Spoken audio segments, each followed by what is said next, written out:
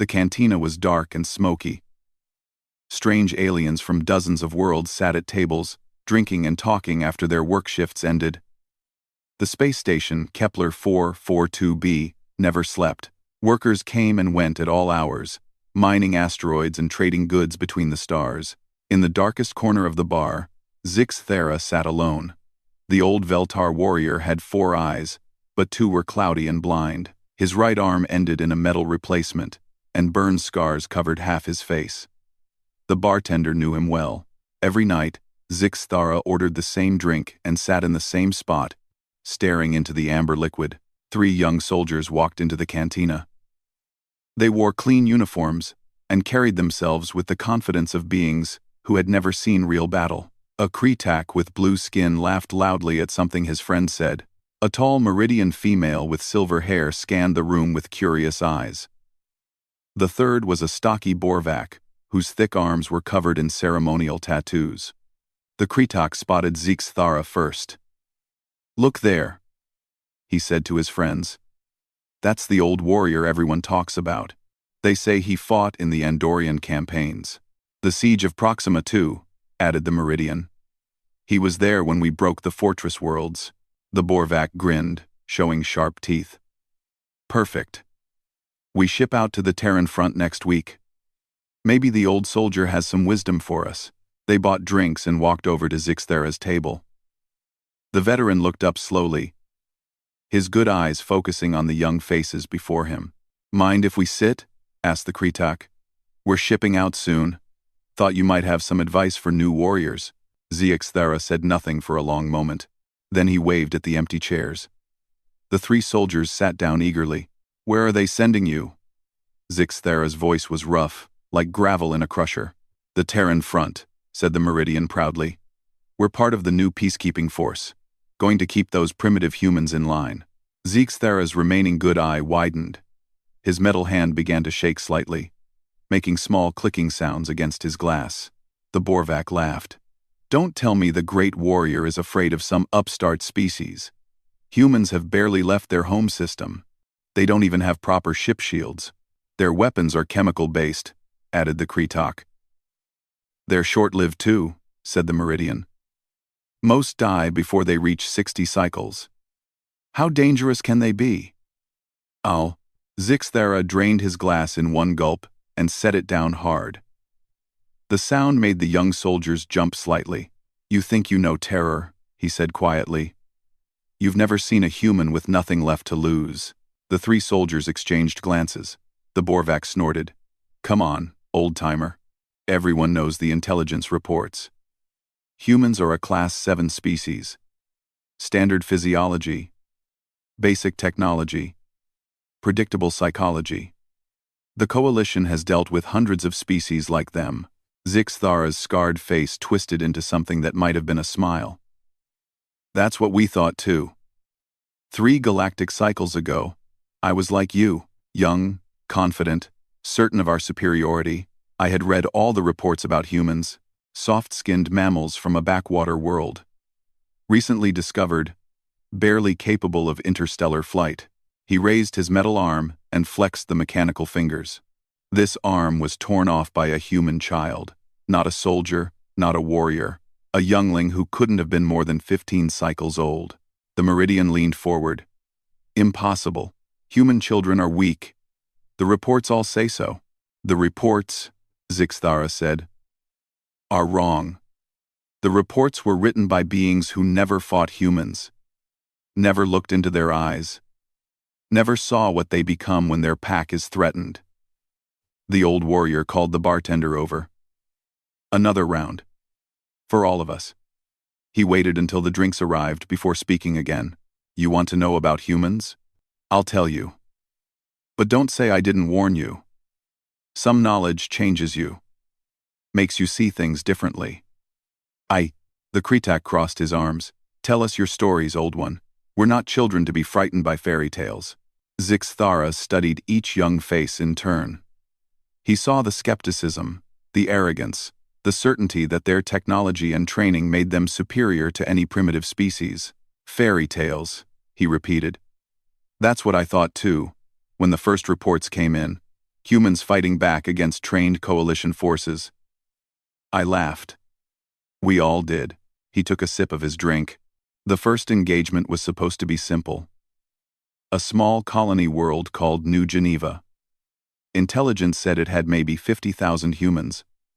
Mostly civilians. Miners. Farmers. Researchers.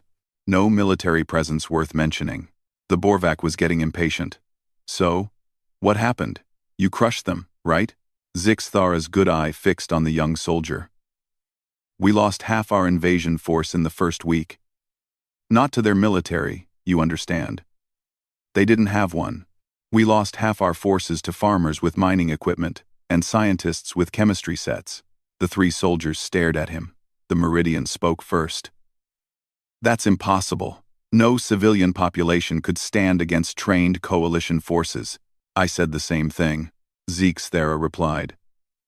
Right up until I watched a human grandmother take down 3 of my squad mates with a device she built from kitchen chemicals.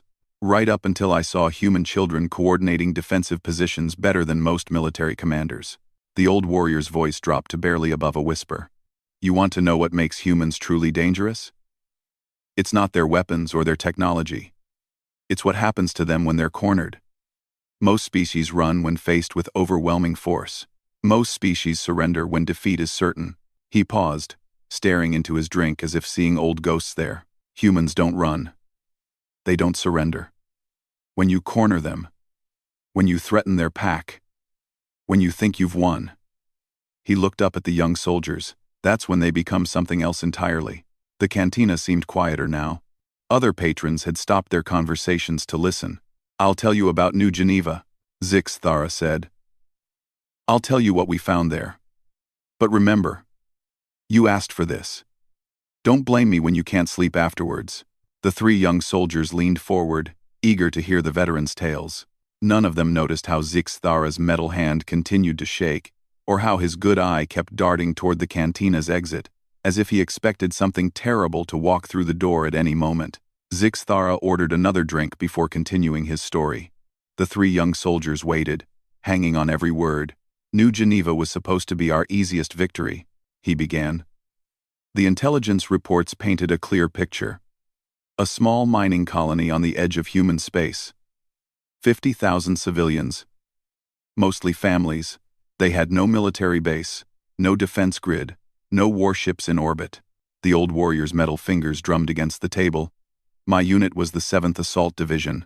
We had fought in 12 successful campaigns.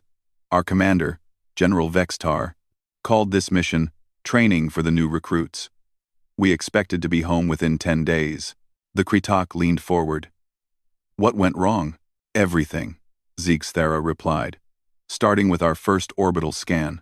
The colony looked exactly like the report said. Simple buildings, basic infrastructure, mining equipment scattered around the settlement. We saw families going about their daily lives, human children playing in the streets. He paused, his good eye distant.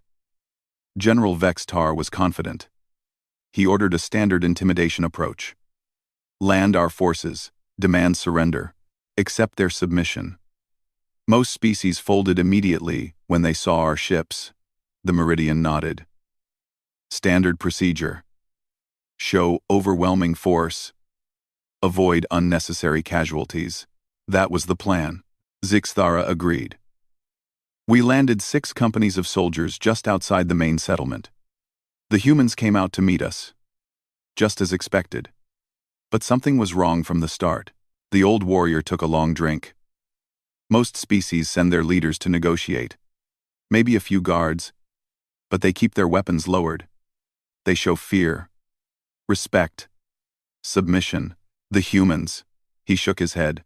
The humans sent everyone. The Borvac frowned. Everyone? Men, women, elderly, even children. They all came out, and they were all armed. Zixthara's voice grew quieter. Not with military weapons, you understand.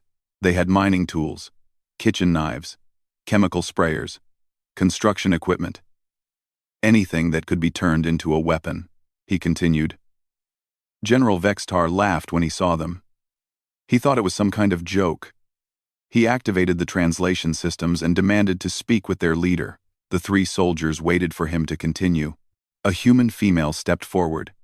She looked old for their species, maybe 40 cycles. She wore simple work clothes and carried no visible weapon. The general asked for their surrender, following standard protocol. Zixthara's mechanical hand clenched into a fist. The woman looked at our ships, our weapons, our soldiers. She saw 6 companies of trained warriors with advanced technology facing a group of civilian miners. Then she smiled. The Kretok shifted uncomfortably. Smiled? It wasn't a friendly expression. It was... The old warrior searched for words. Like a predator showing its teeth, she said one word, no. He took another drink before continuing. The general was confused. He explained that resistance was pointless. That we had superior numbers, better weapons, orbital support. He gave them one final chance to surrender. What did they do? Asked the Meridian. They attacked. The words came out flat and cold. Without warning, without hesitation. One moment they were standing there. The next they were charging our positions. But it wasn't random. It was coordinated. Planned. Zixthara's good eye stared past the young soldiers, seeing old battles. The miners with the chemical sprayers had positioned themselves to create choking clouds that disrupted our sensors. The construction workers used their equipment to throw up instant barriers. The children. He stopped, his voice catching. The children what? Pressed the Borvak.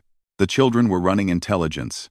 Tiny humans, barely knee-high, darting between buildings and reporting our positions to the adults. They had communication devices, maps, predetermined rally points.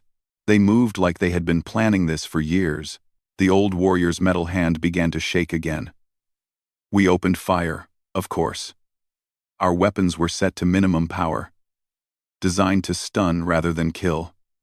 But the humans kept coming. He paused, remembering. That's when I realized our first mistake. We thought they were attacking randomly, desperately. But they were targeting specific objectives. The elderly humans were sabotaging our equipment, while we focused on the younger ones. The females were setting up support positions.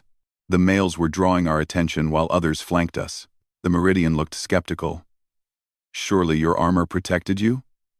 Chemical weapons can't penetrate coalition battlesuits. Zixthara laughed bitterly. Our armor was designed to stop energy weapons and projectiles. Not industrial acid mixed with cleaning chemicals. Not superheated steam from jury-rigged pressure systems. Not explosive charges made from fertilizer and fuel. He flexed his mechanical fingers. A human child, maybe 15 cycles old, crawled under our command vehicle while we were distracted. She had some kind of device, looked like it was made from spare parts and mining equipment. The 3 soldiers waited. When it exploded, it didn't just destroy the vehicle. It sent metal fragments everywhere. One piece went through my armor like it was paper, took my arm off at the shoulder. His voice was matter-of-fact. I was bleeding, going into shock. The medics rushed to help me. He looked directly at the Borvak. That same human child was still there.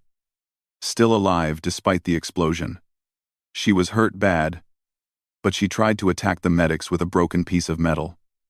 A child, understand, wounded, outmatched, facing trained soldiers with advanced weapons. And she still fought. The cantina was very quiet now. Other patrons had stopped pretending not to listen. We managed to establish a defensive perimeter eventually, Zixthara continued. But the attacks never stopped. All day, all night. Humans crawling through air vents, emerging from sewer systems, dropping from rooftops. They used their knowledge of the colony against us. The Kretok asked, "How long did this go on?" 6 days.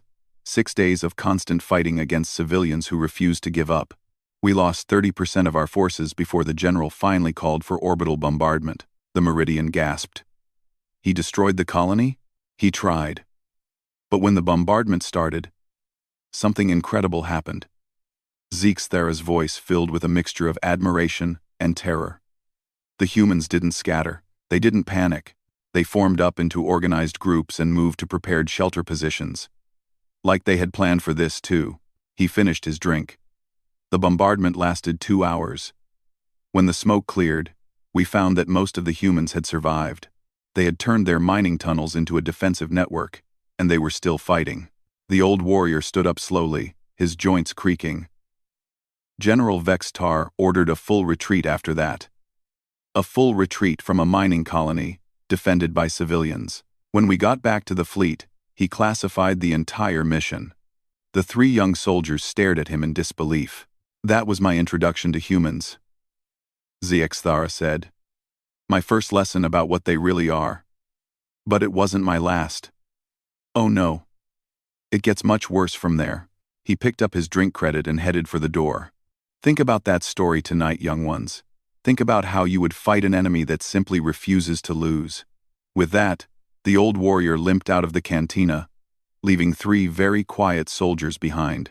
The next night, the 3 young soldiers returned to the cantina.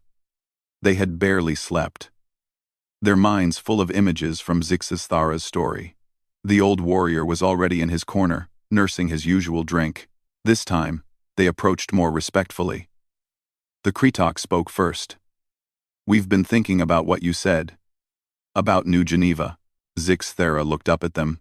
His good eye was bloodshot, like he hadn't slept either. Having second thoughts about your deployment? We want to hear more, said the Meridian quietly. If we're going to face humans, we need to understand them. The old warrior gestured to the empty chairs. Sit then. But remember, you asked for this. Once they were seated, Zixthara began. After New Geneva, the coalition decided we needed better intelligence. High Command thought the colonists fought so hard because they were defending their homes. They wanted to study human behavior in a neutral setting. He paused to take a drink. 6 months later, they sent my new unit to observe a human research station. The moon Kepler 438c. Covered in dense jungle, the station had maybe 30 researchers studying plant life. No weapons, no defenses, just scientists doing their work. The Borvak leaned forward. That sounds safer than a mining colony. That's what we thought too, Zixthara replied grimly. The mission was simple observation. Land far from the station. Set up hidden monitoring posts. Watch and learn. My team was the best reconnaissance unit in the fleet. 6 specialists with full stealth equipment. The old warrior's metal hand traced patterns on the table. The jungle was perfect cover. Thick canopy. Multiple terrain levels. Constant background noise from wildlife. We landed 20 kilometers from the research station and moved in carefully. He continued. For the first 2 days, everything went according to plan. We established observation posts around the station perimeter. The humans seemed completely normal. They collected plant samples, ran tests in their laboratories, sent regular reports back to their homeworld. The Meridian asked, when did things go wrong? On the 3rd day, one of my scouts didn't report in on schedule. Korvek was our best infiltration specialist. He could hide in plain sight, move without making a sound. When we went to check his position, we found his equipment scattered around, but no body. Zixthara's voice grew quieter.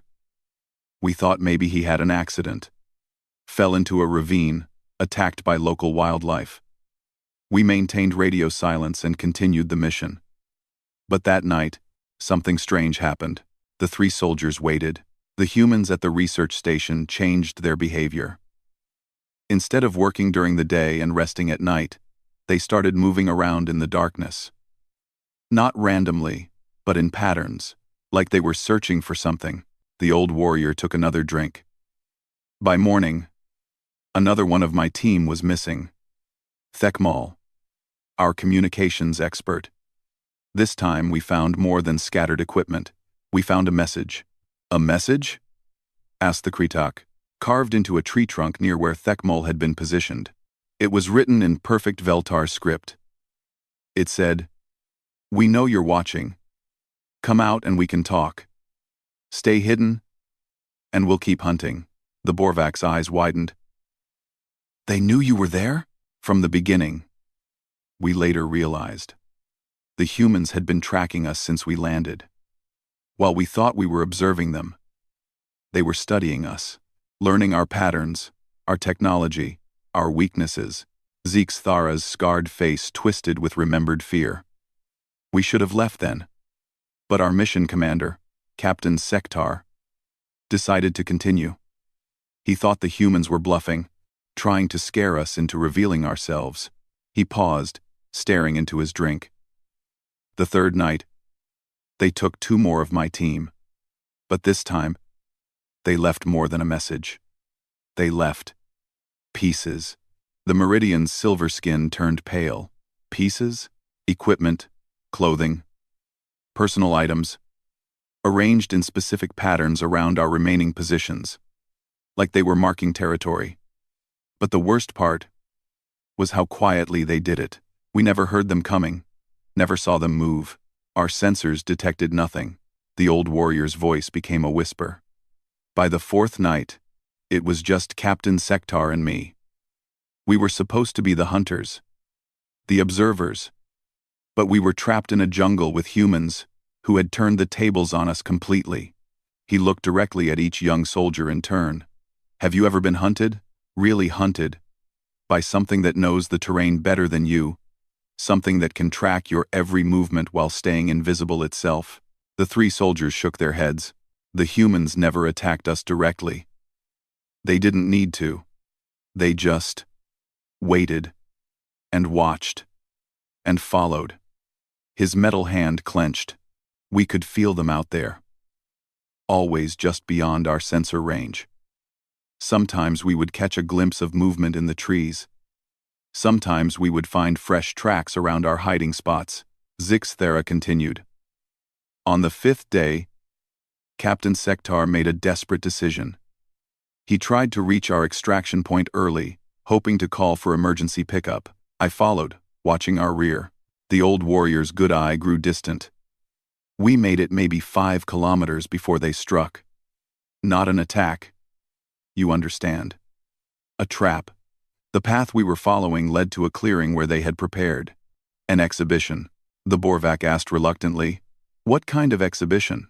Our missing team members' equipment, arranged in perfect display formation. Weapons disassembled and sorted by component type. Communication devices with their encryption codes, somehow decoded. Personal photos from their gear laid out like they were being examined. Thara's voice cracked slightly. And in the center of it all, a human sitting calmly on a log, reading through our mission files. Not the encrypted versions from our computers. Handwritten copies, in perfect Veltar script. The 3 soldiers stared at him in horror. The human looked up when we entered the clearing. A female, maybe 30 cycles old. She was small, wearing simple research clothes. She smiled at us and said, in perfect Veltar, Captain Sektar and Scout Thara, you're early. We weren't expecting you for another hour. The old warrior finished his drink in one gulp. Captain Sektar drew his weapon. The human just sat there, still smiling. She said, your friends are fine, by the way, unconscious and tied up, but unharmed. We're researchers, not killers. We just wanted to understand why you were spying on us. He paused, remembering. That's when I realized the truth. This wasn't a hunting pack of soldiers or warriors. These were scientists. Researchers studying plants, and they had systematically dismantled an elite military reconnaissance unit, using nothing but patience, local knowledge, and coordination. The Meridian asked quietly, what happened to your captain? He tried to fight. The human woman never moved from her log. But the jungle around us came alive. 5 more humans emerged from positions we had never detected. They moved like ghosts, like they were part of the forest itself. Thara's metal hand traced his facial scars. They didn't want to hurt us, but Captain Sektar kept firing. When they finally stopped him, they were genuinely apologetic about the damage to my face. He stood up slowly. They let me go. You know, gave me back my equipment, showed me the safe path to our extraction point. The team leader, an elderly human male, even apologized for the inconvenience. The old warrior looked down at the 3 young soldiers. As I was leaving, I asked him how they had detected us so easily. Professional curiosity. He paused at their table. He told me that humans evolved as persistence hunters. They don't catch prey by being faster or stronger. They catch it by being patient, by working together, by never giving up. He said my team moved through their jungle like prey animals, and they had simply followed their instincts. Zixthara limped toward the exit. Think about that, young ones. These weren't even their soldiers. These were their scientists, their teachers and students. And they hunted my elite team like we were nothing more than lost children. He stopped at the door and looked back. What do you think their actual warriors are like? With that chilling question, the old veteran left them alone with their thoughts and their rapidly growing fears. The third night found the three young soldiers waiting for Zixthara when he arrived at the cantina. Their earlier confidence was gone, replaced by nervous anticipation. The old warrior looked worse than before, like the act of remembering was taking its toll. He sat down heavily and ordered his drink. The young soldiers waited in silence until he was ready to speak. After the Jungle Moon incident, High Command had enough intelligence to plan a real campaign. He began slowly. They decided the human problem needed a permanent solution. No more small engagements. No more testing. They would invade Earth itself and end human resistance once and for all. The Kretok asked quietly, "How big was the invasion force?" 12 full battle fleets, 3 million soldiers from 47 different coalition species. The largest invasion force in galactic history. Zixthara's good eye stared into his drink. I was assigned to the 4th assault wave, targeting the human city they called London. He paused, his metal hand trembling slightly. High Command was confident. They had studied human military capabilities extensively. Their weapons were primitive, their ships were slow, their technology was generations behind ours. The invasion should have taken weeks at most. The Meridian leaned forward. What went wrong? Everything. The word came out like a curse, starting with our approach to the planet. Human orbital defenses were supposed to be minimal. A few space stations, some early warning satellites. Instead, we found a network that spanned the entire solar system. Zixthara took a long drink. The humans had been preparing for this invasion for 3 years. Ever since New Geneva, they had been planning, building, coordinating. When our fleets dropped out of hyperspace, they were ready. The old warrior's voice grew distant. The first thing that went wrong was their satellites. Not weapons platforms. You understand. Communication relays. In the time it took our ships to reach Earth's outer atmosphere, every human on the planet knew we were coming. He continued. Our intelligence said humans had poor coordination between their different governments. We expected confusion, delays, maybe some territories surrendering, while others fought. Instead, we found a species that had united completely. The Borvak asked, "Surely your superior technology gave you an advantage?" Zixthara laughed bitterly. Superior technology means nothing when your enemy knows exactly how it works. The humans had been studying every piece of coalition equipment they could find. Every crashed ship, every abandoned weapon, every scrap of technology from 3 years of skirmishes. He flexed his mechanical fingers. When we entered Earth's atmosphere, we discovered they had prepared. Surprises. The human city defenses weren't built to stop invasion forces. They were built specifically to stop us. The old warrior paused, remembering. Energy weapons that could punch through our ship armor. Projectile weapons that fired ammunition, designed to fragment inside coalition battlesuits. Chemical weapons that bypassed our filters. Every defensive system was tailored to exploit weaknesses in our specific technologies. The Meridian's skin had turned pale. How could they know so much about our equipment? Because they had been learning, Zixthara replied. Every time we fought them, they took our gear apart and studied it. Every time we retreated, they salvaged what we left behind. For 3 years, we thought we were teaching them to fear us.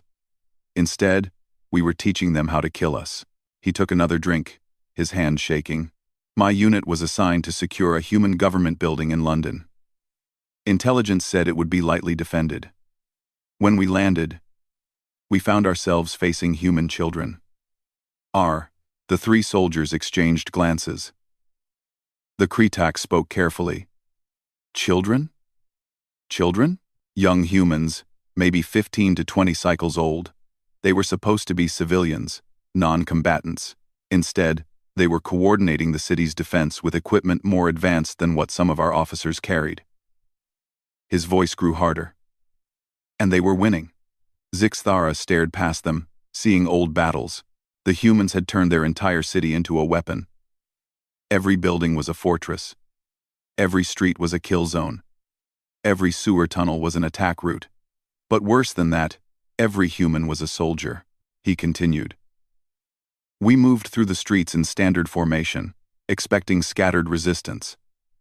Instead, we found coordinated defense in depth, humans firing from buildings, while others attacked from below, civilians providing intelligence and supplies, while their military directed the fighting. The old warrior's scarred face twisted with remembered pain. That's where I learned the truth about human weapons. They're primitive projectile throwers? They had deliberately shown us their weakest guns. Their real weapons were much more effective. The Borvak asked, "What do you mean?" We captured a human armory on the second day, expected to find simple chemical propulsion weapons like they had used before. Instead, we found projectile weapons that could punch through tank armor, energy weapons almost as advanced as ours, explosive devices that made our grenades look like toys. Zixthara's metal hand clenched into a fist. When I asked a human prisoner why they had hidden these capabilities, she looked at me like I was stupid. She said, "Why would we show you our best weapons until we needed them?" He paused, his breathing shallow. The fighting went on for days. Every block was a battle. Every building was a fortress. The humans never retreated, never surrendered. When we destroyed one position, they would attack from two others. The old warrior's voice cracked. On the fifth day, my unit was trapped in a human school building. We had taken it as a temporary command post, thinking it was empty, but human children had been using it as a staging area for supply runs. He stared at his metal hand. 15 human younglings, none of them older than 20 cycles. They surrounded our position and demanded our surrender. My captain laughed. 30 trained coalition soldiers against 15 human children? He ordered us to capture them alive for interrogation. The 3 young soldiers waited in tense silence. The human children looked at each other and nodded. Then they triggered explosive charges they had placed throughout the building. They were willing to die to stop us. His voice was barely a whisper. The building came down on all of us. Zixthara gestured to his scars and missing limbs. I was buried under debris for 6 hours before rescue teams found me. My left leg was crushed. My arm was gone. And my face was, well, you can see what happened to my face. He took a shaky drink. But the worst part was what the medics told me. Those human children survived the collapse. They had positioned themselves in reinforced areas of the building. While I was trapped and bleeding, they were digging through the rubble to rescue their own wounded. The Meridian asked softly, "What happened to the invasion?" It failed. The words came out flat and final. After 3 weeks of fighting, High Command ordered a full retreat. 3 million coalition soldiers, defeated by a species that wasn't even supposed to have a real military. Zixthara finished his drink and set the glass down hard. You want to know the worst part? During the evacuation, human leaders sent messages to our command ships. Not threats, not demands for reparations. Apologies. The Borvak frowned. Apologies? They were sorry the fighting had been necessary. Sorry for the casualties on both sides. They offered medical aid for our wounded and safe passage for our retreat. The old warrior's voice was full of bitter amazement. After defeating the largest invasion force in galactic history, they apologized for the inconvenience. He stood up slowly, his mechanical joints creaking. That's when I realized what humans really are. They're not just fighters or survivors. They're something completely outside our understanding of how intelligent species behave. Zixthara limped toward the exit, then stopped and looked back. The doctors say I'll never recover fully from my injuries. But that's not the worst damage the humans did to me. He touched his scarred face. The worst damage is that I understand them now. I know what they're capable of. And I know that everything they showed us during the invasion was still holding back. The old warrior's good eye fixed on each young soldier in turn. Tomorrow night, I'll tell you about what happened after the war ended, about what humans are really like when they're not trying to kill you. His voice dropped to a whisper. That's the most terrifying story of all. With that, he left them alone in the cantina. 3 young soldiers contemplating a species that apologized after defeating them in battle. On the 4th night, the cantina seemed different somehow. Word had spread about the old veterans' stories, and many more aliens filled the tables. They all wanted to hear about the humans, about the war that had changed everything. But the 3 young soldiers sat in their usual spot, waiting for Zixthara's final tale. The old warrior arrived later than usual, walking more slowly than before. His good eye was dim. Like the memories were draining his strength, he sat down and immediately ordered a stronger drink than his usual choice. This is the last story, he said without preamble. After tonight, I won't speak of these things again. The Kretok leaned forward. What happened after the invasion failed? Zixthara stared at his drink for a long moment. The coalition expected revenge. 3 million soldiers had attacked Earth. Hundreds of thousands of humans had died defending their world. We expected them to chase our retreating fleets, to demand reparations, to launch counterattacks against coalition worlds. He paused. Instead, they did something no one could have predicted. They offered to help. The Meridian blinked in confusion. Help with what? Medical research, agricultural techniques, scientific knowledge. The humans sent messages to Coalition High Command, offering to share their advances in dozens of fields. The old warrior's voice was flat with disbelief. They acted like the war had been a terrible misunderstanding, instead of an invasion that nearly destroyed their world. The Borvak shook his head. That makes no sense. Why would they help their enemies? Because that's what humans do, Zixthara replied.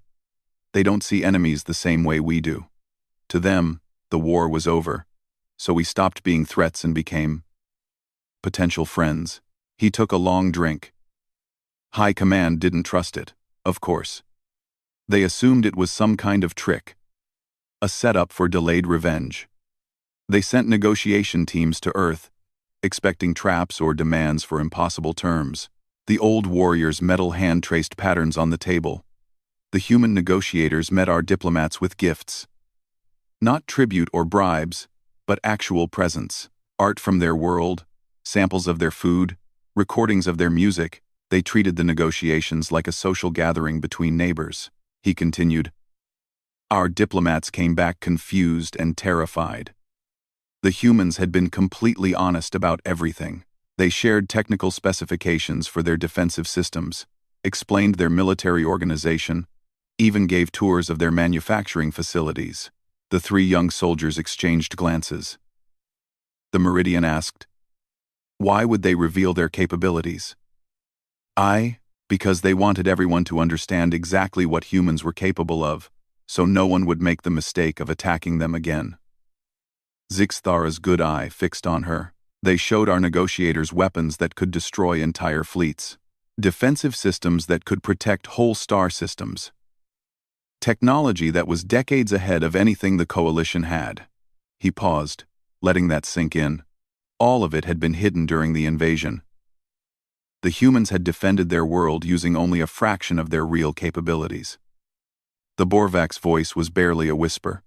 How much more advanced are they? Advanced enough that the Coalition immediately offered them full membership with senior status. Zixthara laughed bitterly. The same species we had tried to exterminate became our most valuable allies overnight. The old warrior stood up slowly and walked to the cantina's main window. Outside, the space station's corridors bustled with beings from across the galaxy. He pointed to a figure walking past. Look there, he said. The 3 soldiers turned to see a human in simple work clothes moving through the crowd. Other aliens stepped aside respectfully, nodding politely as the human passed. No one seemed afraid, but everyone showed clear deference. That's how it is now, Zixthara said. Humans are everywhere in Coalition space. Engineers, scientists, teachers, traders, every species wants humans working on their projects. living in their territories, sharing their knowledge. He returned to the table. Do you know why? The Kretok shook his head. Because everyone is terrified of being on their bad side. The old warrior's voice was matter of fact. Every species in the coalition knows exactly what happens when you threaten humans. They've all read the reports, studied the battle records, seen the casualty figures. Zixthara sat back down. But here's the truly terrifying part. In the 5 years since the war ended, humans have established colonies in 67 star systems. They've built trade networks, research stations, and defensive positions throughout coalition space. He leaned forward. And no one dares to stop them. The Meridian's silver skin had gone pale. Are you saying they're taking over? Not taking over, the old warrior corrected. Just spreading. Always peacefully, always politely, always with proper permissions and legal documentation. But spreading nonetheless. He gestured around the cantina. This station was built by the Kretok Consortium 15 years ago. Last year, humans offered to upgrade our life support systems, free of charge, as a gesture of friendship. The Kretok soldier tensed. What's wrong with that? Nothing, Zixthara replied. Except that now, if anyone wanted to attack this station, they would be attacking human citizens and human-built infrastructure. Which means they would be attacking humanity itself. The implications hung heavy in the air. The humans never demand anything. The old warrior continued. They don't threaten or coerce. They just offer help, provide services, solve problems, and everywhere they go, they become integrated into local society so thoroughly that removing them would be impossible without destroying everything they've helped build. He finished his drink. My homeworld of Veltar tried to ban human immigration 3 years ago. We were afraid of being infiltrated, controlled. Within 6 months, our agricultural yields dropped by 30%. Our medical research stagnated, and our manufacturing efficiency plummeted. The Borvac asked, what happened? We begged them to come back. Zixthara's voice was full of shame. Not because they had sabotaged anything, or threatened us, because we discovered how much we had come to depend on their contributions without realizing it. He stood up again, preparing to leave. That's the final truth about humans. They don't conquer through force or intimidation. They conquer through competence, through making themselves indispensable. The old warrior paused at their table. In 50 years, maybe 100, human colonies will span the galaxy. Human technology will run our infrastructure. Human ideas will shape our cultures. Human bloodlines will mix with every species willing to accept them. He looked directly at each young soldier, and it will all happen with smiles and handshakes and polite requests for permission. Zixthara picked up his drink credit and headed for the exit. As he reached the door, it opened, and a human walked in. The being was tall and lean, with dark skin and kind eyes. The human nodded politely to Zixthara and said something in a soft voice. The old warrior nodded back, but his scarred face showed no emotion. The human continued to the bar and ordered a drink, settling into a corner table with a datapad. Zixthara turned back to the 3 young soldiers one final time. That human knows who I am. Knows I fought against his people. Knows I helped plan the invasion of his homeworld. And every night when he sees me here, he nods and smiles like we're old friends. His good eye gleamed with something between admiration and terror. The most frightening thing about humans isn't their weapons or their tactics or their refusal to surrender. The most terrifying thing about humans is that they don't even realize how terrifying they are. He gestured toward the human at the corner table. That one probably thinks he's just a maintenance worker fixing air recyclers. He has no idea that his mere presence in this cantina makes everyone else nervous. No idea that his species has fundamentally changed the balance of power in the galaxy. Zixthara's voice dropped to a whisper. Humans think they're normal. They think everyone else is just like them, deep down. That's what makes them truly unstoppable. With that final observation, the old veteran limped out of the cantina for the last time.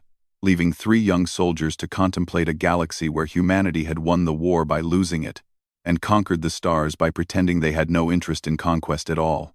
The human in the corner looked up from his datapad and smiled at them with genuine warmth, completely unaware of the terror his simple presence inspired. In that smile, the 3 soldiers finally understood everything Zixthara had been trying to tell them. Humans were not the enemy. They were something far more frightening. They were the future.